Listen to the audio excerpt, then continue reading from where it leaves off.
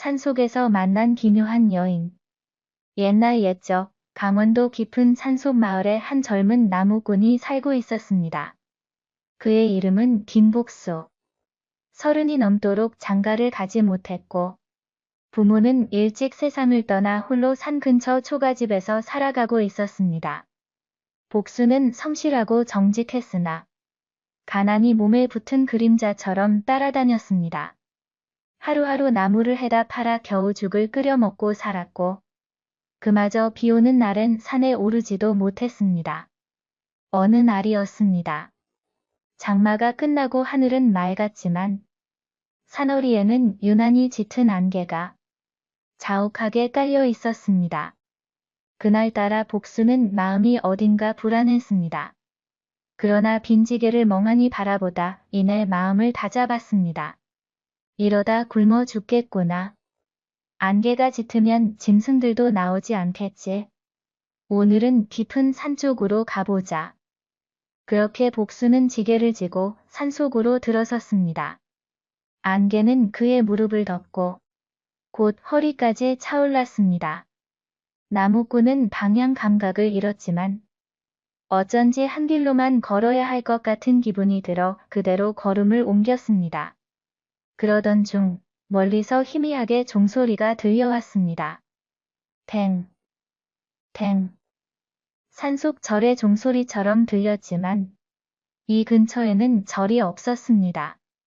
이 산중에 절이 있었던가? 그는 잠시 주저하다가 소리를 따라 걸었습니다. 안개를 헤치고 조금 더 오르자 돌담이 보였고 그 뒤로는 낡은 초가 한 채가 나타났습니다. 그리고 그 문 앞에 한 여인이 서 있었습니다. 그 여인은 머리를 단정히 틀어 올리고 흰 한복을 입고 있었습니다. 그 모습은 마치 안개 속에서 피어난 백합 같았고 얼굴은 창백하리만큼 희었습니다. 복수가 놀라 말을 건넸습니다. 아가씨, 이 산속에 홀로 사시오? 여인은 고요한 미소를 지었습니다. 손님, 길을 잃으셨지요? 이리 들어오세요. 차라도 한 잔 드리겠습니다. 복수는 순간 망설였지만 목이 타고 배도 고파 조심스레 집 안으로 들어갔습니다. 안에는 생각보다 넓은 마루가 있었고 향내가 은은하게 풍겼습니다. 그녀는 주전자에 물을 데워 따뜻한 차를 내왔습니다. 고맙소. 이름이 어떻게 되시오? 저는 연하라 합니다. 연하라. 좋은 이름이요. 복수가 차를 마시자 묘한 향기가 입안에 퍼졌습니다. 달지도 않고 쓰지도 않은 그저 맑은 물 같은 맛이었지만 한 모금 넘기자 마음이 몹시 편안해졌습니다.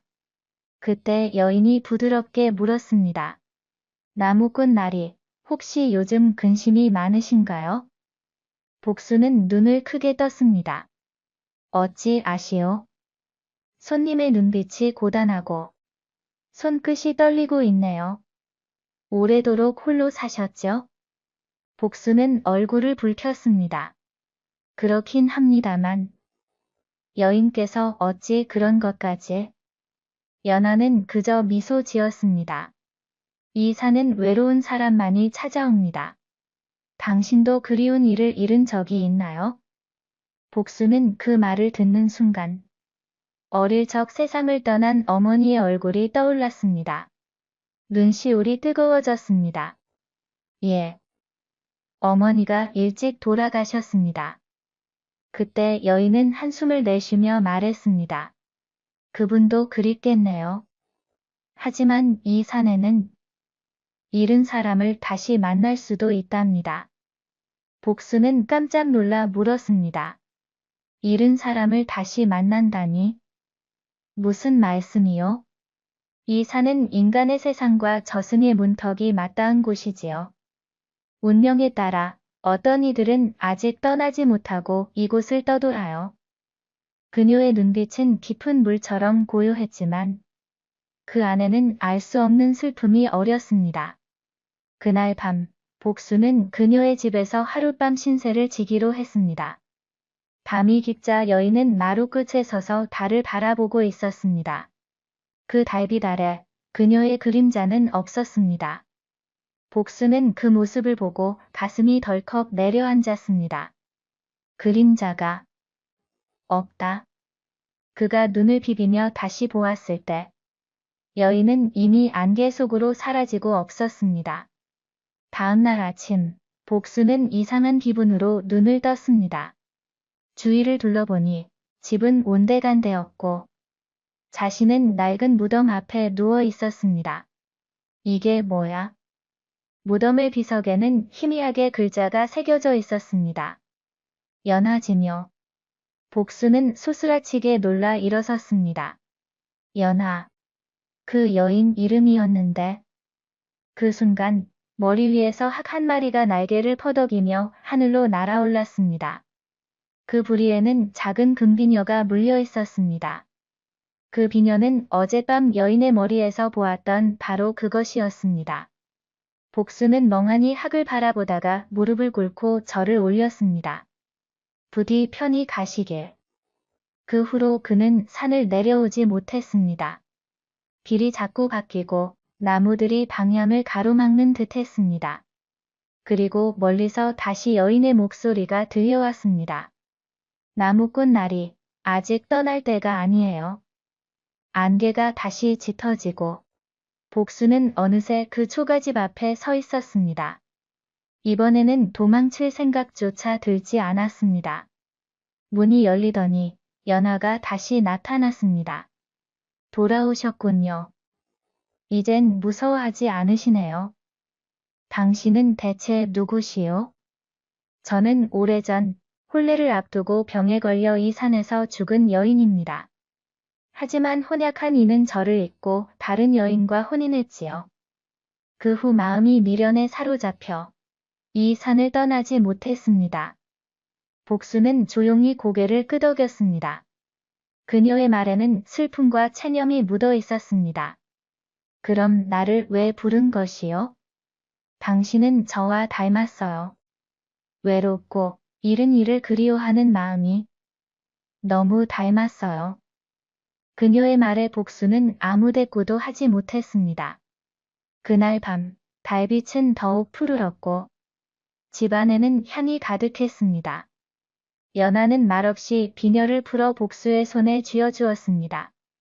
이 비녀는 저를 묶어둔 인연의 끈이에요. 이걸 산 아래 강물에 던져주세요. 그럼 저는 이승의 미련을 끊을 수 있을 겁니다. 복수는 약속했습니다. 꼭 그렇게 하겠소. 다음 날 아침, 복수는 그 약속대로 산을 내려갔습니다. 강가에 이르러 금비녀를 꺼냈는데 그 순간 비녀가 스스로 빛을 내며 손에서 떠올랐습니다. 그리고 여인의 목소리가 바람을 타고 들려왔습니다. 고맙습니다. 나무꾼 나리. 이제 편히 쉴 수 있겠어요. 순간 강물 위로 흰 학 한 마리가 날아올랐습니다. 그 부리에는 아무것도 없었지만 하늘로 오르는 모습은 자유로웠습니다. 복수는 그 자리에 오래도록 서 있었습니다. 그날 이후 복수는 이상하게 평안해졌습니다. 악몽도 사라지고 일도 잘 풀렸습니다. 산에서 나무를 하면 늘 좋은 나무가 쉽게 베어졌고 장터에서도 값이 좋았습니다. 그러나 어느 날 밤 그는 꿈을 꾸었습니다. 연하가 흰옷을 입고 서 있었습니다. 복수 나리, 저를 잊지 마세요. 하지만 부디 이 산에는 다시 오지 마세요. 그 후 복수는 그 산을 다시는 오르지 않았습니다. 하지만 매년 초가을, 산허리에 흰 안개가 피어오르면 멀리서 학 한 마리가 날아와 그의 초가 지붕을 한 바퀴 돌곤 했습니다. 마을 사람들은 그걸 보고 연하 부인이 나무꾼을 보러 온다고 말했습니다. 복수는 늘 미소 지으며 말했습니다. 그 사람은 이미 편히 쉬고 있어. 이제는 내가 고마워할 차례지. 세월이 흘러 복수는 노인이 되었습니다. 그가 죽은 날 산에는 다시 짙은 안개가 끼었고 마을 사람들은 이상한 소리를 들었습니다. 탱. 탱. 그 종소리였습니다. 그리고 산허리에는 흰학 2마리가 나란히 날아오르는 것이 보였습니다. 그날 이후 그 산에는 안개가 덜 끼고 나무꾼들이 길을 잃지 않게 되었다고 합니다. 사람들은 말했습니다. 아마 연화 부인과 나무꾼 복수가 함께 산을 지켜주는 게야. 비밀을 숨기고 시집 온 색시. 옛날 옛적 깊은 산골 마을에 한 처녀가 살고 있었습니다. 이름은 옥녀였고 마을에서 가장 아름다운 처녀로 소문이 자자했습니다. 옥녀는 검은 머리카락이 비단결처럼 흘러내렸고 눈은 가을 하늘처럼 맑았으며 웃을 때면 마을 전체가 환해지는 것 같았습니다. 그러나 옥녀에게는 아무도 모르는 비밀이 하나 있었습니다. 바로 보름달이 뜨는 밤이면 그녀의 등에서 은빛 날개가 돋아났다는 것입니다. 옥녀는 사실 하늘나라에서 내려온 선녀의 후손이었고 그 혈통 때문에 매달 보름이면 날개가 돋아나는 것이었습니다. 어머니는 옥녀가 어릴 적부터 이렇게 말씀하셨습니다. 옥녀야, 절대로 이 비밀을 남에게 알려서는 안 된다. 만약 이 사실이 알려지면 우리 가문에 큰 화가 미칠 것이다. 특히 시집을 가게 되면 더욱 조심해야 한다. 옥녀는 어머니의 말씀을 가슴 깊이 새기며 자랐습니다. 보름달이 뜨는 밤이면 혼자 깊은 산속으로 들어가 날개를 펼치고 하늘을 날았습니다. 그것이 그녀가 자신의 본성을 드러낼 수 있는 유일한 시간이었습니다. 세월이 흘러 옥녀가 혼인할 나이가 되었습니다. 마을의 부잣집 도련님인 김진사 대가들 석준이 옥녀에게 마음을 두고 혼인을 청했습니다. 석준은 학식이 높고 마음씨도 착한 청년이었습니다. 옥녀도 석준의 따뜻한 미소와 배려심에 마음이 끌렸습니다. 그러나 혼인 날짜가 다가올수록 옥녀의 마음은 무거워졌습니다. 시집을 가면 보름마다 어떻게 이 비밀을 숨길 수 있을까 하는 걱정이 밤낮으로 그녀를 괴롭혔습니다. 혼례의 전날 밤, 어머니는 옥녀의 손을 꼭 잡으며 말했습니다. 옥녀야, 보름달이 뜨는 밤에는 반드시 혼자만의 공간을 확보해야 한다. 어떤 핑계를 대서라도 말이다. 만약 남편에게 들키게 되면 그때는 내가 스스로 판단해야 할 것이다. 드디어 혼례일이 왔습니다. 옥녀는 붉은 치마 저고리를 곱게 차려입고 가마를 타고 김진사 댁으로 향했습니다. 혼례는 성대하게 치러졌고 두 사람은 부부의 연을 맺었습니다. 시집살이는 생각보다 편했습니다. 시어머니는 자상했고 시아버지는 엄하시지만 공정한 분이었습니다. 무엇보다 석준은 옥녀를 깊이 사랑하고 존중했습니다. 하지만 첫 보름달이 다가오자 옥녀는 불안에 떨기 시작했습니다. 혼례를 치른 지 보름이 지나면서 그날 밤이 다가왔습니다. 옥녀는 석준에게 조심스럽게 말했습니다. 서방님, 오늘 밤 저는 친정 어머니께서 가르쳐 주신 기도를 혼자 드려야 합니다. 가문의 전통으로 새색시는 혼례 후 첫 보름에 혼자 기도를 올려야 한다고 하셨습니다. 석준은 고개를 끄덕이며 말했습니다. 그렇다면 사랑방에서 편히 기도를 드리시오. 내가 방해하지 않겠소. 옥녀는 안도의 한숨을 쉬며 사랑방으로 들어갔습니다. 달빛이 창문으로 비쳐 들어오자 그녀의 등에서 서서히 은빛 날개가 돋아나기 시작했습니다. 옥녀는 조용히 창문을 열고 하늘로 날아올랐습니다. 시원한 밤바람이 날개를 스치며 지나갔고 옥녀는 잠시나마 자유를 만끽했습니다. 이렇게 한 달, 두 달이 지났습니다. 매달 보름마다 옥녀는 같은 핑계로 혼자만의 시간을 가졌고 석준은 아무런 의심 없이 그녀의 첨을 들어주었습니다. 그러나 석준의 어머니인 시어머니는 점점 의심을 품기 시작했습니다. 보름마다 며느리가 혼자 방에 틀어박혀 무언가를 한다는 것이 이상했던 것입니다. 어느 날 시어머니는 석준에게 물었습니다. 석준아, 내 마누라가 매달 보름마다 혼자 방에 들어박혀 있다더구나.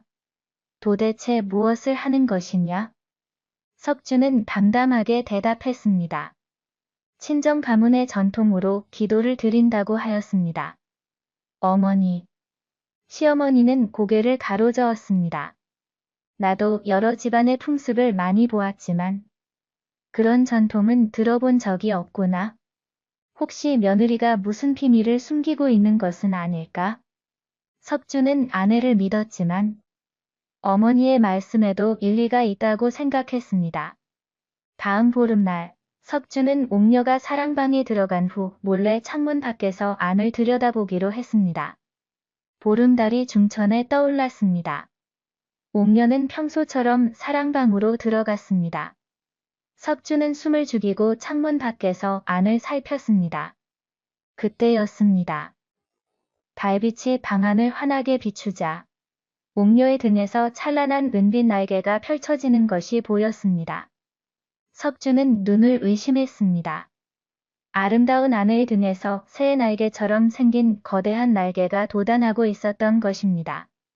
옥녀는 조용히 창문을 열고 하늘로 날아올랐습니다. 달빛 아래에서 우아하게 날개를 펼치고 나는 그녀의 모습은 너무나 아름답고도 신비로웠습니다. 석주는 충격에 휩싸였습니다. 자신이 사랑하는 아내가 평범한 인간이 아니었다는 사실, 그리고 그녀가 이 비밀을 숨겨왔다는 사실이 그를 혼란스럽게 만들었습니다. 한참을 하늘을 날던 옥녀가 다시 사랑방으로 돌아왔습니다. 날개는 서서히 사라지고 다시 평범한 여인의 모습으로 돌아왔습니다. 석주는 조용히 안방으로 돌아와 잠자리에 누웠지만 한숨도 잠을 이룰 수 없었습니다. 다음 날 아침, 석주는 평소와 다름없이 옥녀를 대했지만 마음속으로는 깊은 고민에 빠져 있었습니다. 아내에게 직접 물어볼까? 아니면 모른 척할까? 아니면 이 사실을 부모님께 알려야 할까? 온갖 생각이 그의 머릿속을 어지럽혔습니다. 며칠이 지난 어느 날, 석주는 마을의 늙은 학자를 찾아갔습니다. 그 학자는 세상의 온갖 이치와 신비로운 이야기에 대해 해박한 지식을 가진 분이었습니다. 석주는 조심스럽게 물었습니다. 선생님, 만약 사람의 등에서 날개가 돋아난다면 그것은 무엇을 의미하는 것입니까? 늙은 학자는 수염을 쓰다듬으며 대답했습니다. 예피록에 따르면 하늘나라 선녀의 피를 이어받은 사람은 보름달이 뜨면 날개가 돋아난다고 하네. 그들은 반은 인간이고 반은 천상의 존재라네. 매우 드문 경우이지만 그런 혈통이 이어져 내려오는 가문이 있다고 하네. 그렇다면 그런 사람은 위험한 존재입니까? 학자는 고개를 저었습니다. 아니네. 오히려 그들은 순수하고 선한 마음을 가진 경우가 많다네. 다만 세상 사람들이 이해하지 못할까 두려워 비밀로 살아갈 뿐이지. 만약 자네가 그런 사람을 알게 되었다면 그 비밀을 지켜주는 것이 도리일 것이네. 석주는 학자의 말에 깊이 생각에 잠겼습니다. 집으로 돌아오는 길에 그는 결심을 했습니다. 아내를 있는 그대로 사랑하고 그녀의 비밀을 지켜주기로 말입니다. 그날 저녁, 석주는 옥녀에게 조용히 말했습니다. 마님, 당신이 보름마다 무엇을 하는지 제가 알게 되었어. 옥녀의 얼굴이 창백해졌습니다. 손이 떨리고 눈물이 글썽거렸습니다. 서방님, 저는... 석주는 옥녀의 손을 꼭 잡았습니다. 두려워하지 마시오. 당신이 하늘을 나는 모습을 보았어. 그리고 그 모습이 너무나 아름다웠어. 당신이 평범한 사람이 아니라는 것을 알게 되었지만 내 마음은 변함이 없어. 아니, 오히려 당신이 그토록 힘든 비밀을 혼자 짊어지고 살아왔다는 것이 안타까울 따름이요. 옥녀는 그만 눈물을 흘리고 말았습니다. 서방님, 저는 하늘나라 선녀의 후손입니다. 어머니께서는 이 비밀을 절대 누구에게도 말하지 말라고 하셨습니다. 만약 이 사실이 알려지면 저희 가문이 위험에 처할 수 있다고 하셨습니다. 석주는 고개를 끄덕였습니다. 그렇다면 우리 둘만의 비밀로 간직합시다. 나는 이 사실을 부모님께도 누구에게도 말하지 않겠어. 다만 한 가지 부탁이 있어. 무엇입니까, 서방님? 다음 보름날에는 나도 함께 당신이 나는 모습을 제대로 보고 싶소. 숨어서가 아니라 당신이 허락한다면 말이요. 옥녀는 처음으로 환한 미소를 지었습니다. 감사합니다, 서방님. 제 진짜 모습을 이해해 주시니 저는 세상에서 가장 행복한 여인입니다. 다음 보름날 밤이 되었습니다. 옥녀와 석주는 함께 사랑방에 있었습니다. 달빛이 방 안을 비추자 옥녀의 등에서 천천히 은빛 날개가 펼쳐졌습니다. 석주는 경이로운 눈으로 그 광경을 지켜보았습니다. 정말 아름답소, 마님. 옥녀는 수줍게 웃으며 창문을 열었습니다. 서방님, 제 등에 매달리시면 함께 하늘을 날 수 있습니다. 함께 가시겠습니까? 석주는 망설임 없이 고개를 끄덕였습니다. 옥녀는 석준을 안전하게 안고 하늘로 날아올랐습니다. 달빛 아래 펼쳐진 산과 강, 마을의 모습이 한눈에 들어왔습니다. 시원한 바람이 두 사람을 감싸 안았습니다. 이것이 당신이 매달 경험하는 자유로움이었군요. 네, 서방님. 이제는 이 자유를 서방님과 함께 나눌 수 있어 더욱 기쁩니다. 그날 밤, 두 사람은 하늘을 날며 서로에 대한 신뢰와 사랑을 더욱 깊게 했습니다. 시간이 흘러 옥녀는 아이를 임신했습니다. 그녀는 걱정이 되었습니다. 아이가 자신의 능력을 물려받는다면 어떻게 해야 할까 하는 걱정이었습니다. 석주는 아내를 안심시켰습니다. 어떤 모습으로 태어나든 우리 아이입니다. 함께 잘 키워나갑시다. 10달이 지나 옥녀는 건강한 사내 아이를 낳았습니다. 아이는 쑥쑥 자라 총명하고 착한 아이로 자랐습니다. 다행히 아이에게는 날개가 돋지 않았습니다. 선녀의 혈통은 때로 한 세대를 건너뛴다는 것을 옥녀는 알고 있었습니다. 그러나 평화로운 날들은 오래가지 못했습니다. 어느 날, 마을에 새로운 원님이 부임해 왔습니다. 그 원님은 욕심이 많고 잔인한 사람이었습니다. 그는 신비로운 존재를 찾아 자신의 권력을 더욱 키우려 했습니다. 어느 날 마을 사람 중 하나가 술에 취해 이런 말을 했습니다. 김진사 된 며느리는 보름마다 이상한 짓을 한다더군. 혹시 귀신이나 요괴가 아닐까? 이 소문이 원님의 귀에 들어갔습니다. 원님은 즉시 부하들을 보내 옥녀를 잡아오라고 명령했습니다. 석주는 급히 옥녀에게 알렸습니다. 마님, 위험합니다. 원님이 당신을 의심하고 있습니다. 우리는 이곳을 떠나야 합니다. 옥녀는 고민에 빠졌습니다. 도망치면 시부모님과 가족들이 위험해질 수 있었습니다. 하지만 잡히면 자신의 정체가 드러날 것이었습니다. 그때 석준이 말했습니다. 내게 계책이 있어. 당신은 아이를 데리고 먼저 친정으로 피신하시오. 나는 원님을 만나 이 모든 것이 헛소문임을 증명하겠어. 하지만 서방님이 위험해질 수 있습니다. 내가 당신의 비밀을 지키지 못한다면 남편으로서 무슨 의미가 있겠어? 어서 가시오. 옥녀는 눈물을 흘리며 아이를 안고 집을 떠났습니다.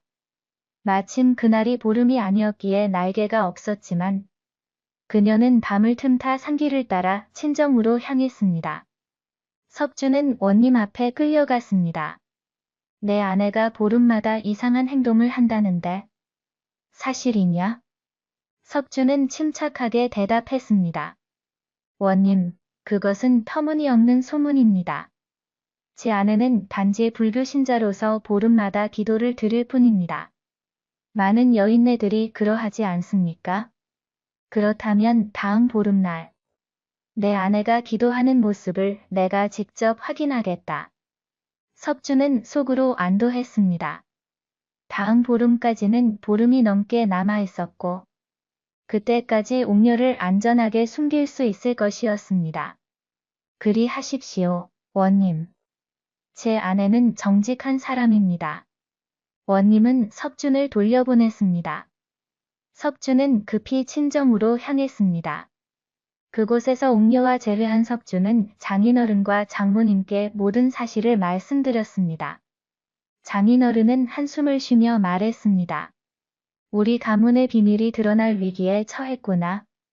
사위, 자네는 참으로 훌륭한 사람이네. 우리 딸의 비밀을 지켜주려 애쓰는 모습에 감사하네. 장인어른, 우리는 어떻게 해야 합니까? 장인어른은 깊이 생각하더니 말했습니다. 옛날 우리 조상님께서 남기신 말씀이 있네. 만약 이 비밀이 세상에 알려질 위기에 처하면 가족 모두가 깊은 산속으로 들어가 은둔하라고 하셨지. 그곳에는 우리와 같은 혈통을 가진 사람들이 모여 사는 마을이 있다네. 그렇다면 저희도 함께 가겠습니다. 석준의 말에 옥녀가 놀라며 말했습니다. 서방님, 하지만 서방님의 부모님과 가문은 어떻게 하시렵니까? 석준은 옥녀의 손을 잡았습니다. 부모님께는 제가 직접 찾아뵙고 사정을 말씀드리겠소. 부모님께서는 자상하신 분들이니 우리를 이해해 주실 것이요. 석준은 다시 집으로 돌아가 부모님께 모든 사실을 고백했습니다. 처음에는 놀라셨지만 석준의 진심 어린 설명을 들은 후 시부모님은 이해해 주셨습니다. 시아버지께서 말씀하셨습니다. 며느리가 비범한 혈통이라는 것이 놀랍구나. 하지만 그 아이는 착하고 효성스러운 며느리였다. 너희 부부가 함께 행복하게 살 수 있다면 우리는 그것으로 족하다. 시어머니도 눈물을 흘리며 말씀하셨습니다. 우리 옥녀를 잘 지켜주거라. 그 아이가 얼마나 힘들었을까 생각하니 마음이 아프구나. 석준은 부모님께 깊이 절을 올렸습니다. 부모님의 은혜를 평생 잊지 않겠습니다. 다음 보름이 되기 전 석준과 옥녀 그리고 옥녀의 가족들은 깊은 산속으로 향했습니다. 며칠을 걸어 험한 산길을 넘자 정말로 아름다운 마을이 나타났습니다. 그곳에는 모두 선녀의 혈통을 이어받은 사람들이 평화롭게 살고 있었습니다. 마을 사람들은 새로운 가족을 따뜻하게 맞이했습니다. 특히 석준처럼 평범한 인간이지만 아내의 비밀을 지켜준 남편들도 여럿 있었습니다. 그곳에서 옥녀는 더 이상 자신의 날개를 숨길 필요가 없었습니다. 보름마다 마을 사람들은 함께 하늘을 날며 자유를 만끽했습니다. 석준도 아내의 등에 안겨 함께 하늘을 날 수 있었습니다. 세월이 흘러 석준과 옥녀는 새 아이를 더 낳았습니다. 둘째 딸은 어머니의 능력을 물려받아 보름마다 날개가 돋았지만 이곳에서는 그것이 전혀 이상한 일이 아니었습니다. 어느 날 석준이 옥녀에게 물었습니다. 마님, 예전에 비밀을 숨기고 시집왔을 때와 지금 어느 때가 더 행복하여? 옥녀는 미소 지으며 대답했습니다. 서방님을 만난 것은 제 인생 최고의 행운이었습니다. 비록 비밀을 숨겨야 하는 시간이 힘들었지만 서방님께서 저를 있는 그대로 받아들여 주신 그 순간부터 진정한 행복이 시작되었습니다. 지금 이곳에서의 삶은 더할 나위 없이 평화롭습니다. 석준도 고개를 끄덕였습니다. 나도 마찬가지요. 당신을 만나 진정한 사랑이 무엇인지 알게 되었어. 당신의 비밀을 알게 된 순간 나는 선택의 기로에 섰어. 하지만 그 선택은 어렵지 않았어. 사랑하는 사람을 지키는 것이 당연한 일이니까요. 그날 밤 보름달이 떠올랐습니다. 온 마을 사람들이 하늘로 날아올랐습니다. 은빛 날개들이 달빛에 반짝이며 아름다운 광경을 만들어냈습니다. 석준은 아내의 등에 안겨 하늘을 날며 생각했습니다. 세상에는 많은 비밀이 있고 많은 사람들이 그 비밀 때문에 힘들어한다. 하지만 진정한 사랑은 상대방의 모든 것을, 심지어 비밀까지도 받아들이는 것이다. 그렇게 석준과 옥녀는 깊은 산속 마을에서 오래오래 행복하게 살았습니다. 그들의 이야기는 마을에서 대대로 전해져 내려왔고 사랑과 신뢰, 그리고 이해의 중요성을 일깨워주는 교훈이 되었습니다. 세상 밖에서는 여전히 그들을 찾는 사람들이 있었지만 아무도 그 비밀의 마을을 찾지 못했습니다. 그곳은 오직 순수한 마음을 가진 사람들만이 찾을 수 있는 곳이었으니까요. 그리고 가끔 보름달이 밝은 밤이면 산 근처를 지나는 사람들은 하늘에서 은빛 날개를 가진 존재들이 우아하게 날아다니는 것을 목격하곤 했습니다. 사람들은 그것을 신비로운 환상이라고 생각했지만 그것은 환상이 아니었습니다. 그것은 자신의 정체를 숨기지 않고 자유롭게 살아가는 옥녀와 그녀의 가족, 그리고 마을 사람들의 모습이었습니다. 들어주셔서 감사합니다. 구독과 좋아요 부탁합니다.